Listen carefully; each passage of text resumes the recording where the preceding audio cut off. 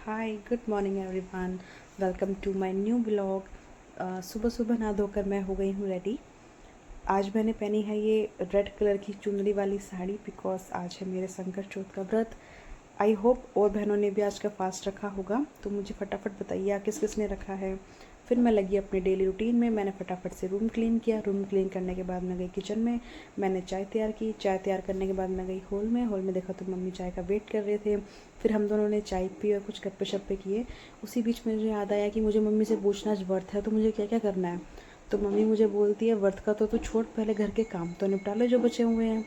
फिर क्या था, जैसे मम्मी ने बोला मैं गई किचन में। किचन में जाके मैंने देखा तो बर्तनों का बहुत सारा ढेर लगा हुआ था। फिर मैं लगी बर्तनों को साफ़ करने के लिए और मम्मी मुझे बाहर से इंस्ट्रक्शन भी दे रहे थे कि ये कर लेना वो कर लेना, इसके बाद ऐसे करना है वैसे करना है। फिर उनकी बातें सुन के मैंने फटाफट से बर्तन धोए और किचन की अच्छे से सफाई सफाई करने के बाद मुझे इंस्ट्रक्शन मिला था सब्जियों को रगड़ रगड़ के धोने का। तो फिर मैं लगी रगड़ रगड़ के सब्जियों को साफ़ करने के लिए। सबसे पहले मैंने सारी सब्जियों को एक बाल्टी के अंदर भरे हुए पानी में भिगो दिया। उसके बाद थोड़ी देर बाद मैंने फटाफट सारी सब्जियों को निकाला। सारी सब्जियों को धोना बहुत ज़रूरी होता है बिकॉज उसमें जो केमिकल्स होते हैं या फिर इधर उधर के जो भी गंदे हाथ लगे होते हैं तो इनको भिगोने के रखने से, धो के यूज़ करने से वो सब चले जाते हैं। सो आई होप आप सब भी धोते ही होंगे सब्जियों को। फिर मैंने सारी सब्जियां सेल्फ पे ऐसे बिछा दी ताकि उसका फटाफट से पानी निकल जाए, उसके बाद ही यूज़ करने के लिए हो जाए। फिर मैंने देखा कि मटर और अनार भी आए हुए थे। इसका मतलब 1-1.5 घंटा तो उसमें वेस्ट होना ही था बिकॉज इनको छीलना और रेडी करना बहुत ही मुश्किल होता है।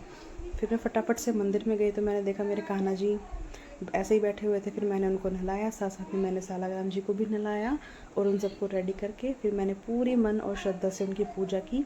पूजा करने के बाद उनको मैंने लगाया भोग।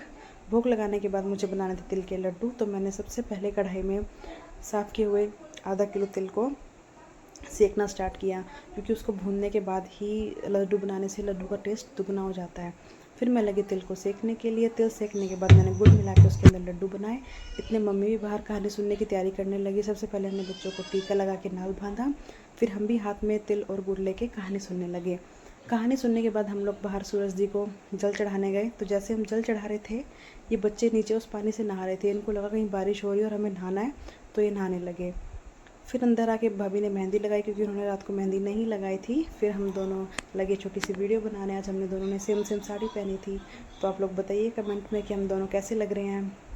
सो गाइस, ये था मेरा आज का पूरा व्रत का व्लॉग। ऐसे ही गुजरात के बारे में, उनके वेदर के बारे में, यहाँ का कल्चर, यहाँ की सोसाइटी, सब चीज़ों के बारे में जानने के लिए मुझे सब्सक्राइब और लाइक करते रहिएगा। थैंक